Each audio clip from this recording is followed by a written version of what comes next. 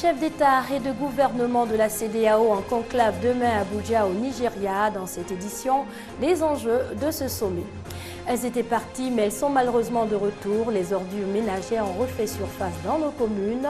Dans ce journal, un tour à Djamé pour s'en convaincre. En Égypte, le nouveau gouvernement est connu depuis cet après-midi. Pour les frères musulmans, il s'agit d'un gouvernement illégitime. Mesdames et messieurs, il est 19h30. Bonsoir et bienvenue dans cette édition. Parlons en premier lieu de cette réunion des chefs d'État et de gouvernement de la communauté économique des États de l'Afrique de l'Ouest. Elle se tiendra mercredi et jeudi à Abuja au Nigeria, en présence du chef de l'État Alassane Ouattara qui assure par ailleurs la présidence en exercice de la CEDEAO. Plusieurs sujets au menu de cette 43e session. Les enjeux de la rencontre avec Franck Kouadio. Défis sécuritaires et développement de l'espace communautaire.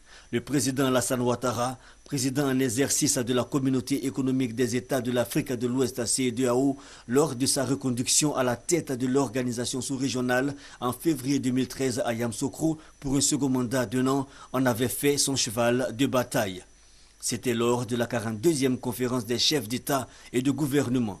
Il avait été question du renforcement des institutions et du relèvement du niveau de la démocratie, des sujets qui vont meubler la 43e session ordinaire de la conférence des chefs d'État et de gouvernement de la CEDEAO les mercredis 17 et jeudi 18 juillet à Abuja au Nigeria. Au nombre des points inscrits à l'ordre du jour, le mémorandum de la commission de la CEDEAO sur l'augmentation de 9 à 15 du nombre des commissaires, l'intégration économique et les processus de retour à une vie constitutionnelle normale au Mali. Le Mali surtout, où les échéances électorales et les appels à un scrutin apaisé seront passés au crible. 2 jours de débat donc sur des questions politiques, mais aussi une attention particulière à l'économie sous-régionale. Sur une population totale de plus de 210 millions d'habitants, environ 52%, soit 118 millions d'habitants vivent en dessous du seuil de pauvreté en Afrique de l'Ouest. Réduire la pauvreté d'ici à 2015, la question sera aussi explorée lors des travaux de la conférence des chefs d'État et de gouvernement. La nutrition dans la sous-région préoccupe également les décideurs. Un atelier initié par l'UEMOA s'est ouvert à Abidjan aujourd'hui. La réflexion est en rapport avec l'enrichissement, notamment de la farine et de l'huile. Objectif, permettre à la population de l'espace économique ouest-africain de bénéficier à terme d'une meilleure alimentation et donc d'une très bonne santé. Thomas Guessambi. Un ménage sur 3 en Côte d'Ivoire consomme l'huile sans moindre trace de vitamine A. Et 14% ne consomment pas de farine fortifiée. Un niveau pas suffisant. Une situation qui sévit aussi dans l'espace UEMOA.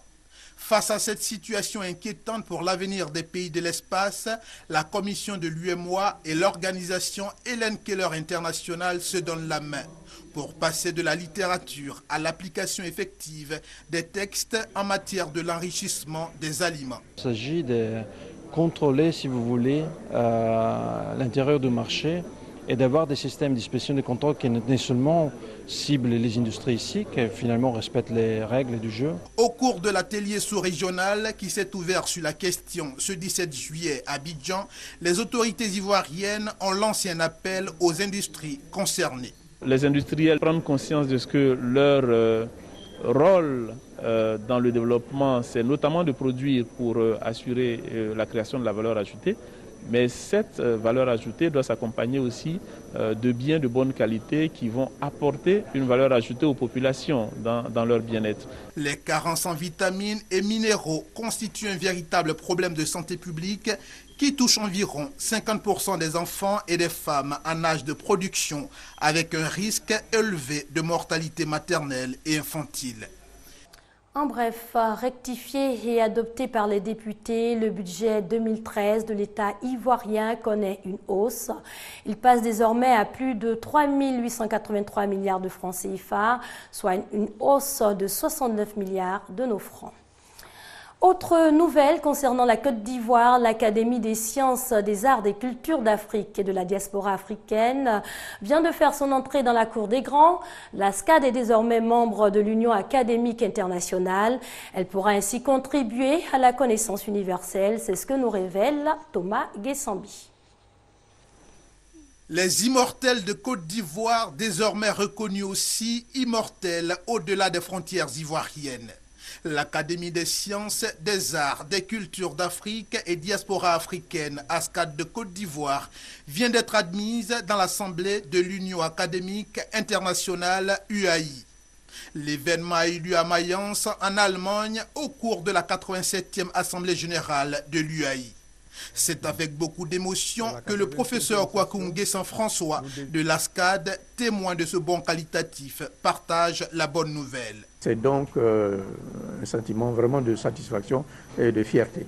Lorsqu'on intègre ce cercle d'académie internationale, il faut pouvoir aussi produire, d'une part, tenir son rang en tant qu'académie dans la production scientifique, dans les échanges et aussi dans les résultats. L'UAI est une fédération de savants créée en 1919.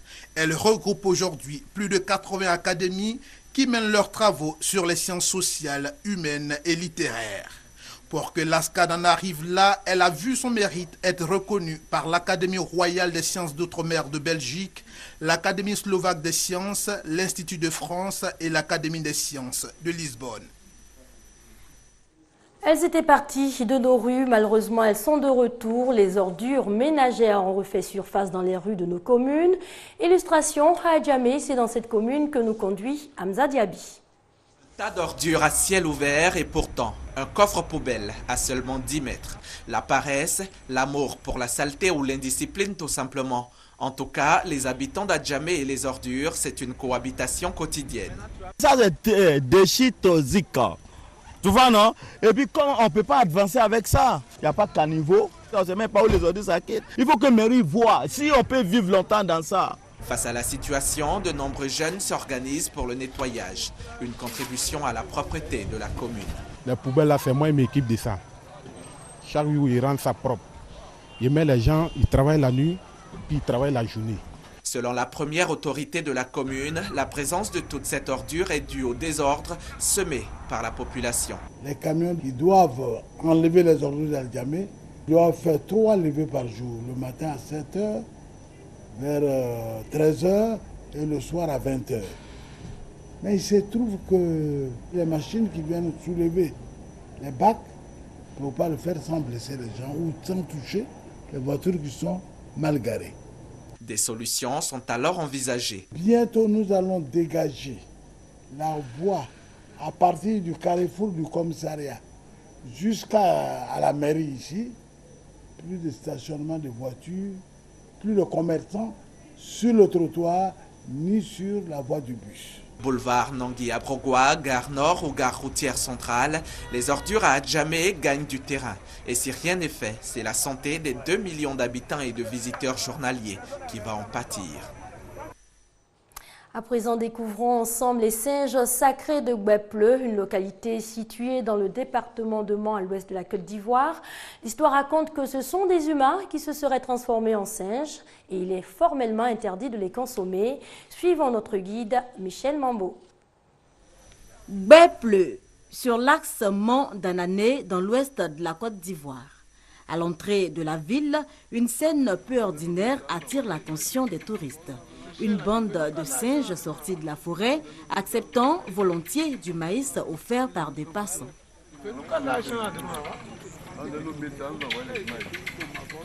Ces primates vivent dans la forêt sacrée de Gbepleu depuis plusieurs décennies et partagent le quotidien des habitants.